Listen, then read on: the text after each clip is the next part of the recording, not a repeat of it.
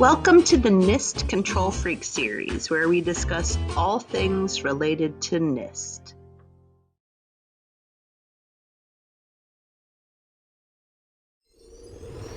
Hi, I'm Karen Stanford, President of Archstone Security, and I've spent the last 20 years guiding organizations through the complexities of security control implementation and assessment, including helping name brand organizations attain FedRAMP accreditation.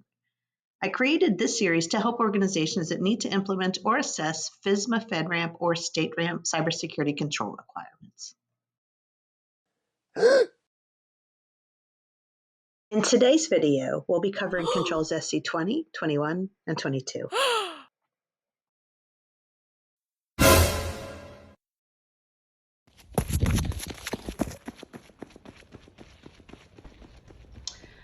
So what is DNSSEC? We know from what NIST has published in 853, which is specific security requirements for information systems, we know what they want to see for DNSSEC. But if you talk to an access administrator and you ask them what they're doing to implement DNSSEC, they may say that they're pushing their group policy down to all the employee endpoints. And if you talk to a Linux admin, they may say that DNSSEC is what they need to do to their primary and secondary recursive resolvers to ensure that DNSSEC traffic is used within the environment. But then you talk to your web dev, who is pretty sure the DNSSEC is the way they publish records associated with the company's website, company.com. And if you ask the system owner may be pretty sure they're DNSSEC compliant because they got a finding and they had to pick a new internet service provider. So you ask the ISSO, who looks up the system security plan for the system in question, where he learns that the SSP says it's not applicable, that it's internal only DNS and therefore not applicable. So who's right? Let's get into it. But first, let's review some statistics on DNS attacks so we can understand the importance of securing DNS. So according to the 2023 Global DNS Threat Report, 32% of victims of DNS attacks were also subject to ransomware attacks. In 29% of DNS attacks, sensitive information or proprietary information was stolen from the victim, and government entities in particular are seeing significant downtime, with 50% of them experiencing downtime as a result of a DNS attack. And unfortunately, this is only getting worse. According to the same report, we can see that a number of attacks are on the rise, chief most of which is cache poisoning, which NIST has specifically published control requirements related to address. So let's look at first how the DNS resolution process works.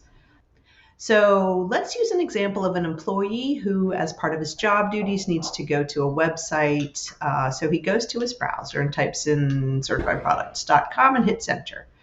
And he expects the website to load, but unfortunately, websites do not actually accept domain names, certifiedproducts.com. It's looking for a specific IP address.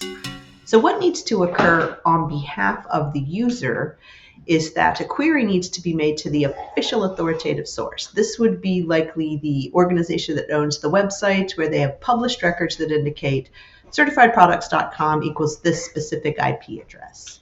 So once that is resolved, the employee can then access the website, and this will be relatively seamless to them as they go about their job duties. The problem with this approach is that there's really no need to go all the way out to that authoritative source for every single web query that you are going to be making. There's going to be a lot of things that can answer that question before you hit the official record. So what you'll see most organizations do is to establish a local DNS resolver. And if an employee needs to go to a website and that local DNS resolver doesn't have the IP address associated with it, then and only then will it hit up that authoritative source, which will return a response that is then cached by that local DNS resolver, and the connection will proceed as planned. The additional benefit of having a local DNS resolver is that you can use this for all of your employees. If one employee needs to get a IP address associated with a domain name, once that's cached, anybody can utilize the same record. You don't need to keep going out to that authoritative source to get the answer. And there's an additional benefit of having a local DNS resolver in that you can establish an intranet. You can have like dev.company.com if you're a software development shop, where employees can type in dev.company.com and go to the development site, but you can't access it from the outside. It's a private domain. So establishing that local DNS resolver will enable a lot of efficiencies in the DNS resolution process. The problem with the local DNS resolver is it becomes a single point of failure, and it's a single point of significant failure, because if it goes down, you are going to lose your ability to do any web traffic, any email, your intranet's going to go down. So it's generally a very catastrophic event to have your DNS resolver go down if you have just one.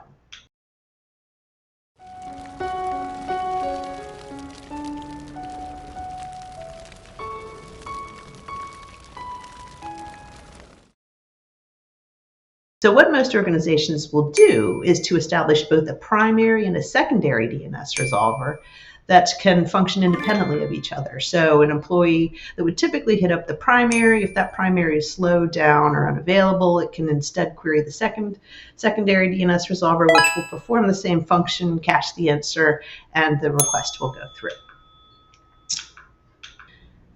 But how does the internet service provider get the answer? So if the internet service provider gets a response for a DNS resolution that it doesn't have an IP address associated with the domain name, or it's got a record, but that record has timed out and it needs to refresh it, it's kind of a complicated process. But first it has to ask the root zone. It has to send the query to the root zone, which will say this is a .com. So you need to go to the .com top level domain. So each domain like .com, .net, etc., has its own top-level domain that kind of serves as the registry for facilitating DNS resolution. So once our internet service provider is directed to that top-level domain, it's going to send a query there that says, hey, I am looking for certifiedproducts.com, at which point the internet service provider is going to be directed to the specific location at certifiedproducts.com's website or public-facing servers that will give it the answer. So the second level domain, in response to a query from the internet service provider asking for the IP address associated with certifiedproducts.com, will send a response that is then cached at that internet service provider level, enabling it to answer the question, what's the IP address associated with certifiedproducts.com, for all of its customers. The problem with the correspondence between the internet service provider and that second level domain is that it is occurring in public. It's over typically port 53 using UDP, which is a connectionless protocol that doesn't have a lot of security built in. So there's no means for the internet service provider to know who is replying when it sends out a request to that second level domain.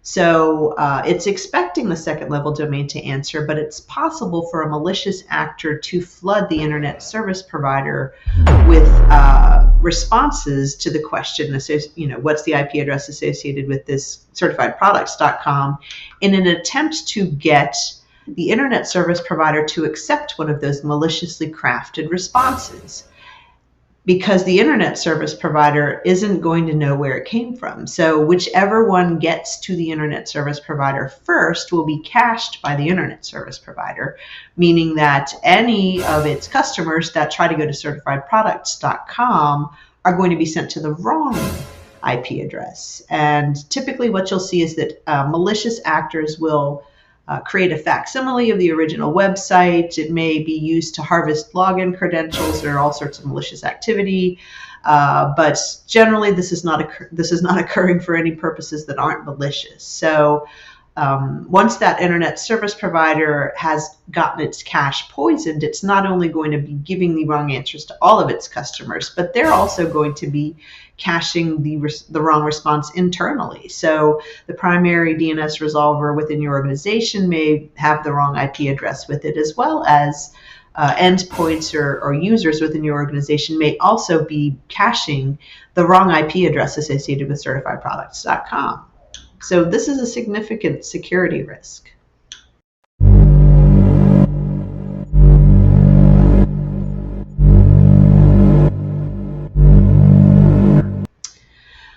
But because DNSSEC is a complicated concept to understand, because when you think of you've got some unprotected traffic that's subject to a man-in-the-middle attack where things are being spoofed, you would think that you need to protect that with a tunnel.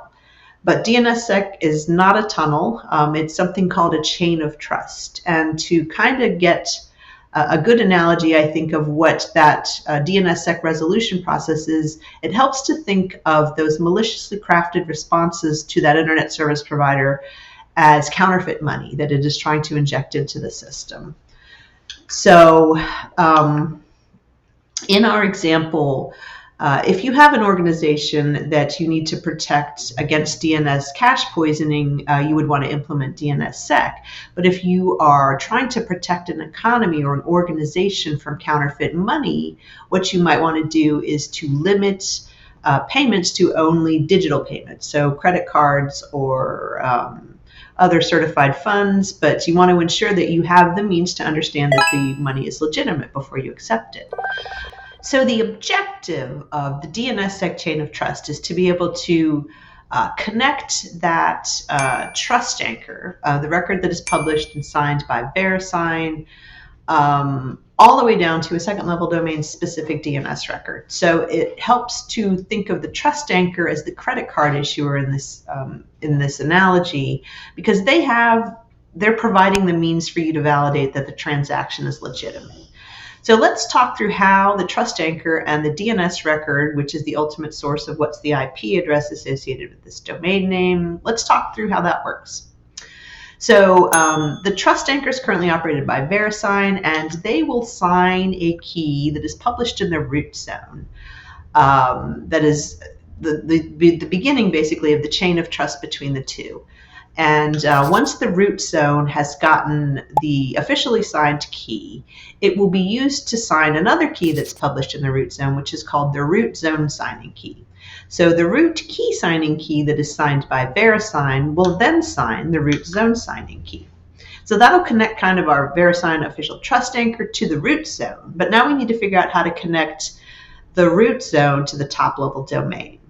So the way to do this, each of the root zone, top level domain, and second level domain are all going to need to publish these two keys. So when the top level domain publishes its top level domain zone signing key and top level domain key signing key, a hash of the key signing key is going to be signed by the root zone zone signing key. And this is going to connect the root zone basically to that top level domain via the signing of the hash of the top level domain key signing key. And then the process repeats. The key signing key in the top level domain is used to sign the top level domain zone signing key. And at that point, a hash of the second level domain key signing key is made and is signed by the top level domain zone signing key, connecting that top level domain with the second level domain. And at that point, the process continues. The second level domain key signing key is used to sign the second level domain zone signing key, which is then used to sign the official DNS records associated with the DNS resolution process. So now that we've kind of talked through how that chain of trust works, let's look at a visual representation of it. So for this, we're going to go to a website called dnsviz.net. And once you get in there, you can type in a domain name. I'm going to use doi.gov for our example and hit enter. So if you see an old updated date, you do want to hit update now, and that will rerun the analysis and give you the most current information. Especially important if you are doing this as part of a FedRAMP or a FSMA assessment. You want to make sure you have the latest information. So the objective of our visit to DNSViz is to kind of see how this DNSSEC resolution process works. So we've got three primary boxes here, the two at the top, and then there's one at the bottom. And if you look in the lower left corner of each of these boxes, you'll see that the first one doesn't have any. It has a little dot. The second one says .gov, and the one at the bottom says doi.gov. So this is representative of the root zone, the top. And the center zone that we can see here is the top level domain, and it's .gov. We can see that in the bottom left corner. And then the assessment objective in our example is DOI.gov, and you can see that in the bottom left of the lowest box. So the bottom box is the records that DOI.gov publishes to facilitate the DNS resolution of its website. The two boxes above are your external DNS resolution. Those are typically fine, but you can validate between each of the boxes. You'll see a little arrow, and if you click on that arrow, it will indicate if the delegation between the zones is secure. So here we can see that the delegation from the root zone, that's the dot, to .gov is secure for DNSSEC, and you can also click on the arrow between the .gov top level domain and DOI.gov, and that also indicates that it's secure. So when we talk about the key signing process, what we're trying to sign are records associated with that DNS resolution process. So you can see those at the bottom. Basically, there's 4 primary records you need to do for any DNS resolution, not just DNSSEC resolution. But the SOA is going to point, basically your internet service provider, the SOA record is going to point it to the NS record, which will help identify the name server associated with the DNS resolution process. The domain name needs to be converted to an IPv6 IP address, so that's your quad A record, or an IPv4 address, or both. But the A record is your IPv4. MX is associated with your mail traffic, and then the TXT record is optional. You can put stuff in like DKIM, anything related to mail, Center Policy Framework, etc. But it's just a way to get some instructions into the DNSSEC resolution process. So that is how it works representatively. But for our testing of an authoritative zone that's publishing records, we'd want to limit it mostly to the DOI.gov box. You shouldn't pass anybody based on their performance in this for the root zone or for the .gov zone. We need to care about the second level domain DOI.gov. So now let's kind of tie it all together. So we talked about each organization that has a website is responsible for maintaining records in its second level domain that help facilitate the DNS resolution process. And that includes the 2 keys and then any records that we just discussed, what records are typically published. But all of that needs to be signed to facilitate the DNSSEC chain of trust. So the DNSSEC records that need to be generated to facilitate DNSSEC include the DS record, which contains a hashed DNS key record and includes the key signing key. The DNS key record contains information related to the keys. The RR-SIG record is going to contain information on that signing process that occurs for this throughout the entire DNSSEC chain of trust. And then the NSEC record it serves more of an administrative function. It could be NSEC or NSEC3. Its absence won't break the DNSSEC chain of trust, but it's used to identify if there is no specific domain. Serves a little bit more of an administrative function than participating in the chain of trust. But you'll also see that published. So collectively, all of this needs to be published to fully facilitate the DNSSEC chain of trust.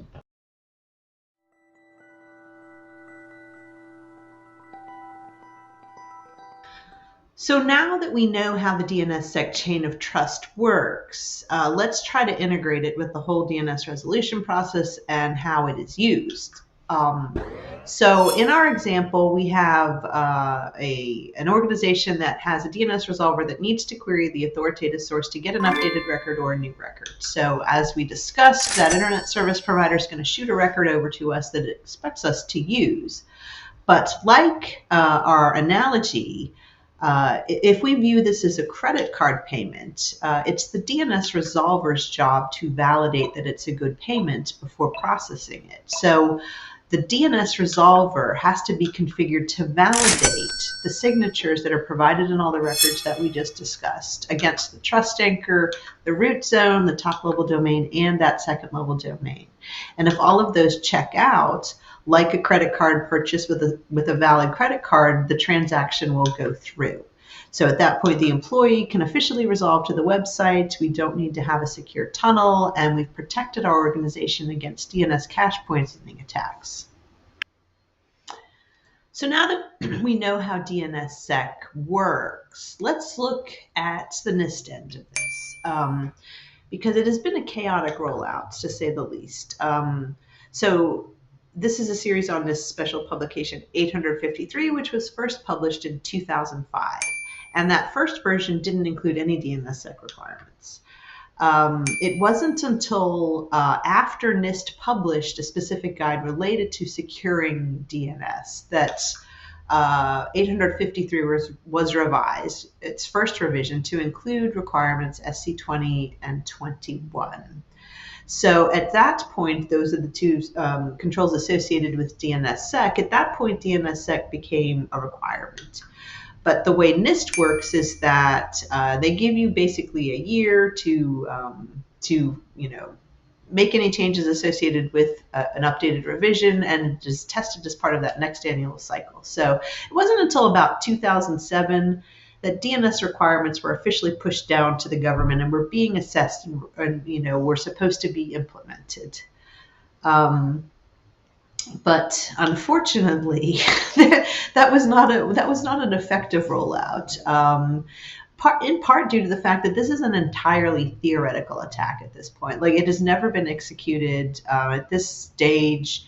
A lot of people are still using dial-up. They don't understand DNS.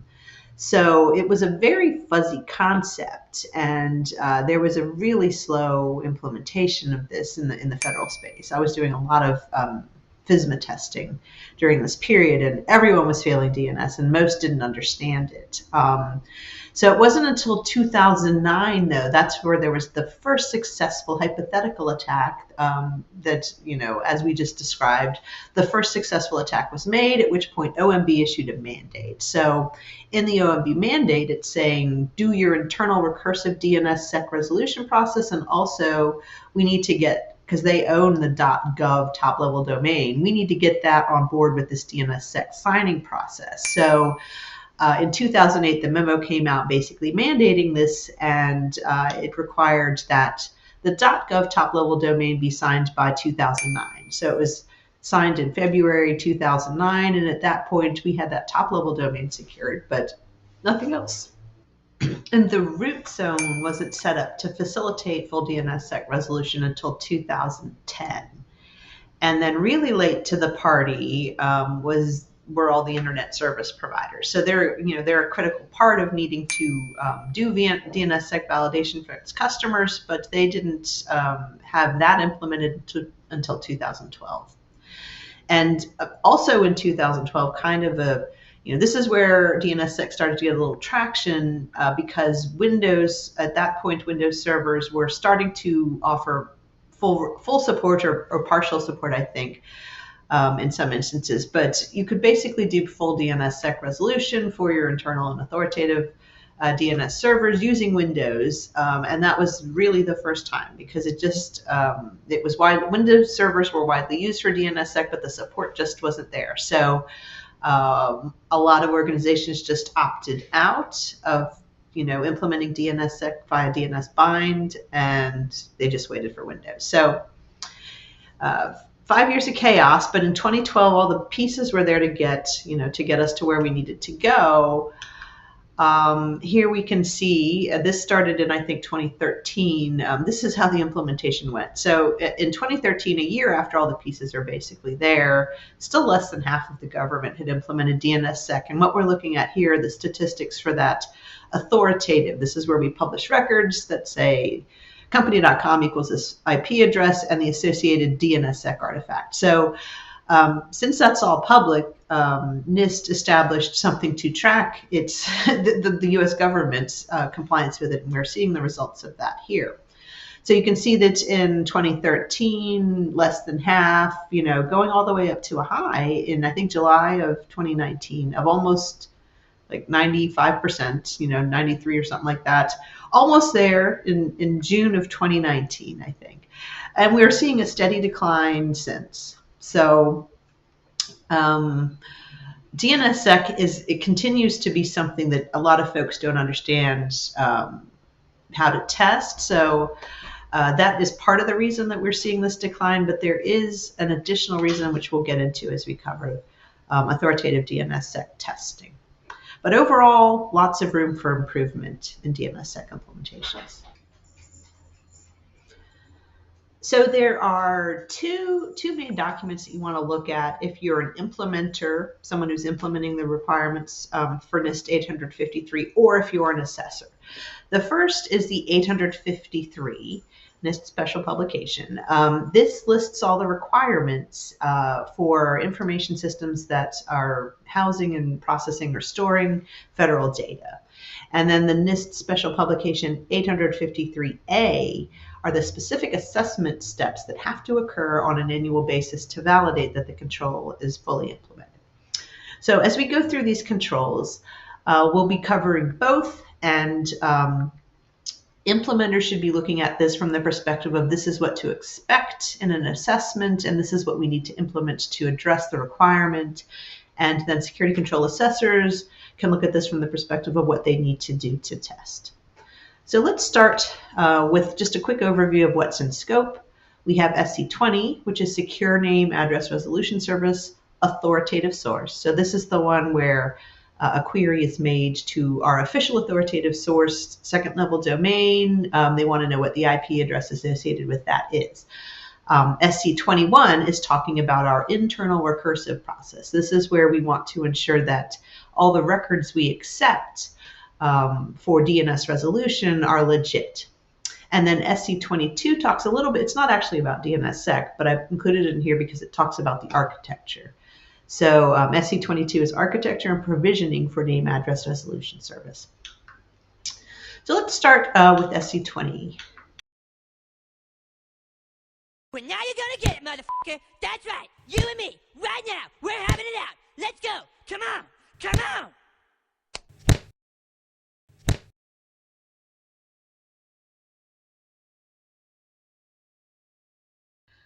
So this control is kind of fun to test, and it is in scope anytime an information system has a associated website. So you will see this, it's always in scope if it's like a FedRAMP product and it has a public-facing URL. And if it is a division in the government, they may need to do their own DNS resolution, though sometimes that can be inherited. But you should know from reading the system security plan if it's accurate, if there's an associated domain name. So the easiest thing to do to get your answers for SC-20 are to go to a site called dnssecdebugger.verisignlabs.com and typing in your domain name.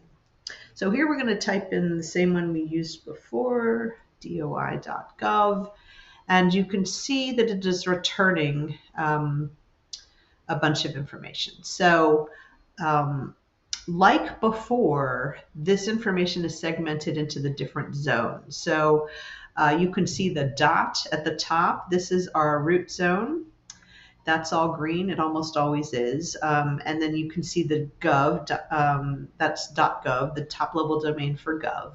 And you can also see that that's all green. So typically you will see that those are always green. I've never actually had a finding where there was a problem in anything above this. This is the external DNS resolution. But it is theoretical to have one, especially if for example, if it's a FedRAMP product and they're using an unusual domain name, like to be trendy, like .pop or something weird. But in those instances, those domains may not be participating in DNSSEC. But typically you will see the root zone and the top level domain .gov typically, and .com and net, et cetera, are typically all going to be okay. What we care about is the DOI.gov. That's the bottom two boxes here. So this is where the organization publishes its records. And here we can see that this tool, which is designed to let you know if DNSSEC is implemented, is showing green checks for everything for DOI.gov. So at first glance, you can tell that this control is passing SC-20. We've got at the lower part of your screen, you can see that there's going to be, in some instances, red X's. That will indicate that the check done for DNSSEC validation here did not pass. and an exclamation point. You'll often see the exclamation point association with crypto findings. Like it wants to sign, there's a specific recommended algorithm strength, and if you aren't using it, you will get a yellow. So if I see yellow, I don't typically make it a finding in SC-20. I will make it a finding in the crypto section. But you can theoretically see some yellow here if they're using a weak signing algorithm. So now let's look at our specific assessment objectives for SC-20 from the 853A, which we can see over here on the right. So for the first assessment step, we're supposed to validate that additional data origin authentication is provided along with the authoritative name resolution data that the system returns in response to external name address resolution queries. So for this, first, obviously, we need to look at the bottom part. We don't want to look at the root zone or the top level. We're looking at the authoritative data. So we want to look at DOI.gov and below. So for the data origin authentication, what we're looking for are the DNS key records. So you can see in the top of the two boxes here the presence of two DNS key records. That's going to be your key signing key and your zone signing key. So if you see a red X in this specific control, they wouldn't pass SC-20A1. So moving on to the next one, which is SC-20A2, integrity verification artifacts are provided along with the authoritative name resolution data, etc. So for here, what it wants to see is the presence of RR-SIG records. So if you get a red X in any of the fields related to an RR-SIG record, then you wouldn't be able to pass them for SC-20A2. So the next control, SC-20B1, the means to indicate the security status of child zones and if the child supports secure resolution services is provided when operating as part of a distributed hierarchical namespace. So for this, what we are looking for is the DS record, which you can see right up there at the top.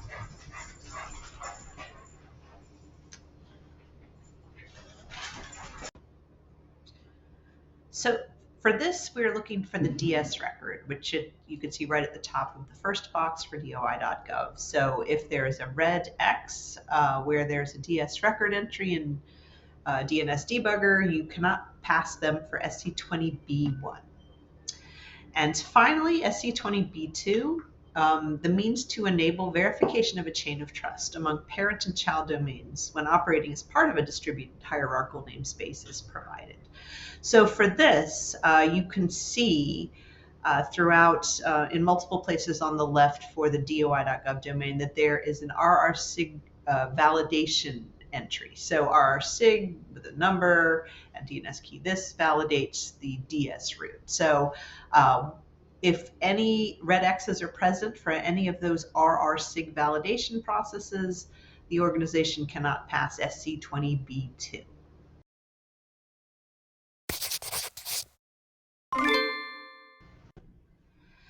So now let's look at SC-21, which is where we talk about the recursive resolver. So this is the thing that we have deployed in our environment that's got some redundancy of primary and secondary that does the DNS resolution for our endpoints.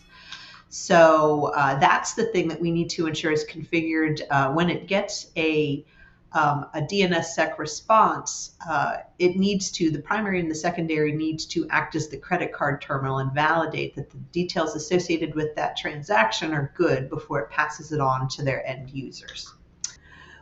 Let's look at what this control is designed to protect. So here we have an example of a successful DNS cache poisoning attack. And one of the first things that becomes quite obvious is how many caches are actually poisoned based on that one malicious packet. So we've got the internet service provider, and then the internet service provider is passing on those false records to anybody who queries it. So we could have our primary DNS resolver be poisoned as well as endpoints within our network. So this control is designed to protect our internal DNS infrastructure from having that happen.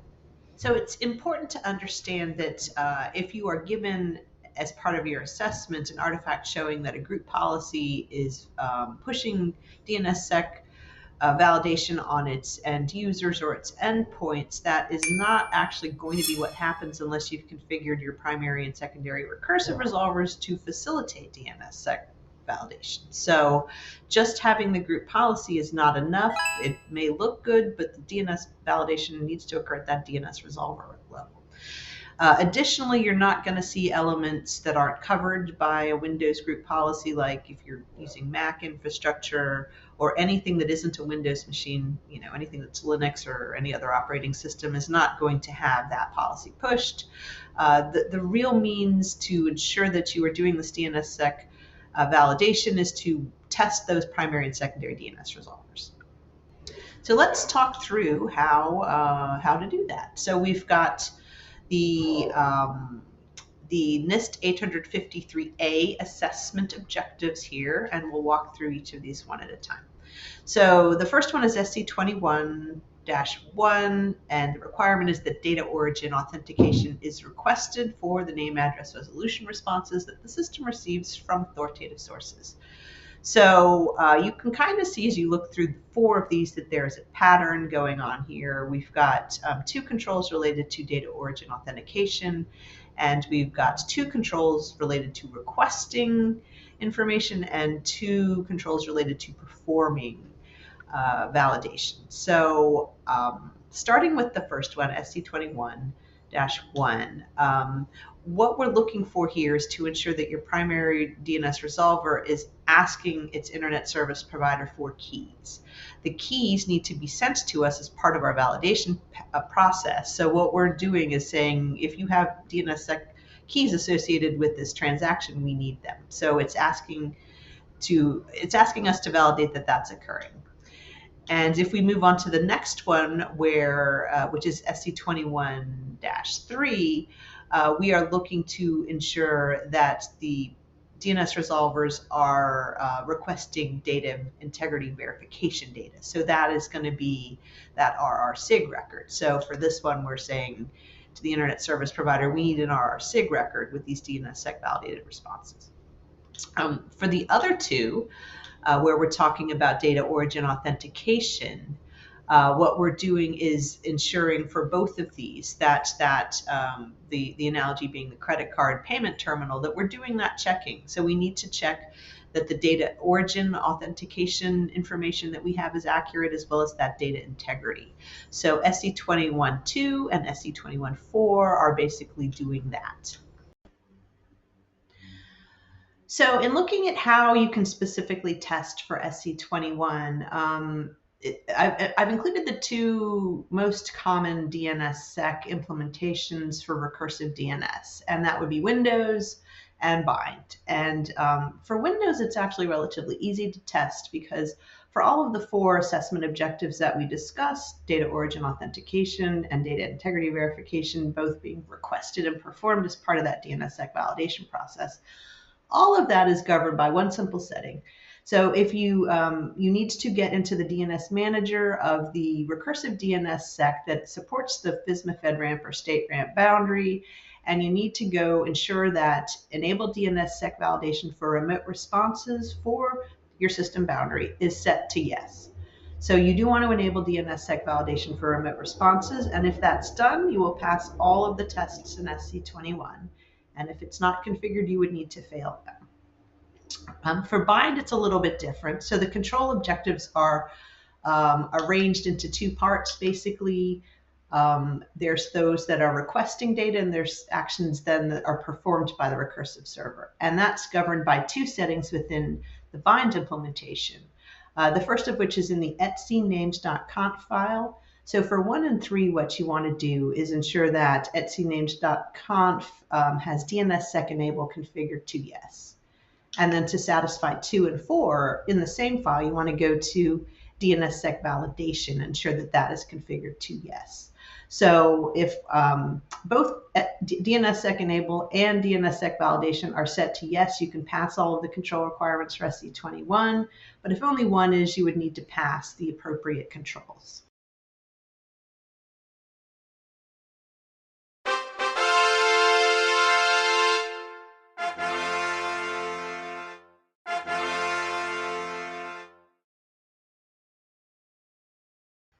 So SC-22 doesn't have anything to do with DNSSEC. It's possible to pass SC-22 if you don't have DNSSEC implemented. But the title from 853 for SC-22 is Architecture and Provisioning for Name Address Resolution Service. And the specific requirement is that you ensure that systems that collectively provide name address resolution services for an organization are fault tolerant and implement internal and external role separations. So from the 853A, we know that there are 3 specific assessment objectives. And for one, basically what we're trying to do is validate that the primary and secondary internal recursive resolvers are geographically separated. For 22.2, we're trying to validate that DNS traffic for internal resolution is handled separately from the traffic designed for external resolution. We'll get into that in a minute. And for SC-22.3, what we're trying to do is validate that DNS traffic for internal resolution is handled separately from the traffic designed for external resolution. So let's talk a little bit about the first one. So SC-21.1 requires, our assessment objective here is that the systems that collectively provide name address resolution services for an organization are fault tolerant. So this is where we discussed in our, the DNS process, the need to have both a primary and a secondary DNS resolver that are fully redundant so that if one goes down, you can continue to do DNS resolution. But if you look into the specific requirements from 853 for SC-22, we can get a little bit more detail as to what we're actually supposed to be validating against. So in reading the discussion notes for SC-22, we see that they're actually intending for us to validate that these 2 separate DNS resolvers are in 2 geographically separated network subnets. So if you're using a cloud service provider, you could provision one, say, in an East Coast zone and one in a West Coast zone. If you have an organization with multiple locations, you could put one in one state and one in a different state. So what we're basically looking at here as assessors is, did you do that? And are they far apart enough that they wouldn't be subject to the same disasters? So that's what you need to do as part of that validation process. So what I will typically do is to, as part of most FSMA and FedRAMP and StateRAMP implementations, there's going to be a system inventory.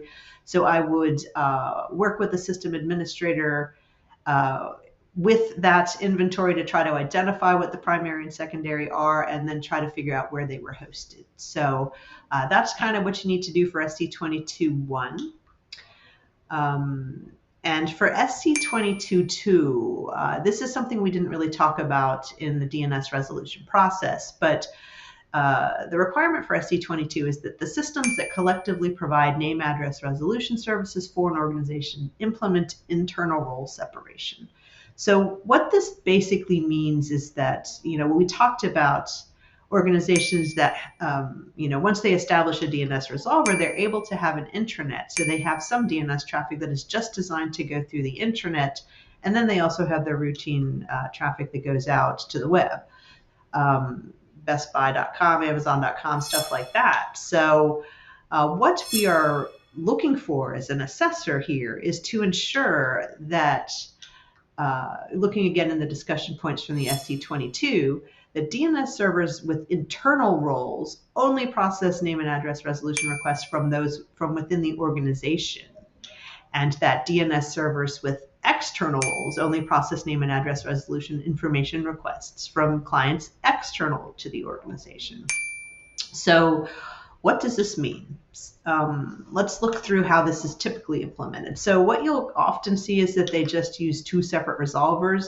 One is only going to resolve that internal traffic. So any of your employees who are trying to go to an internal-only website like hr.company.com or dev.company.com would go through one DNS resolver, and then anything that's not internal would go through a different DNS resolver. So that's one way that you see folks implement this.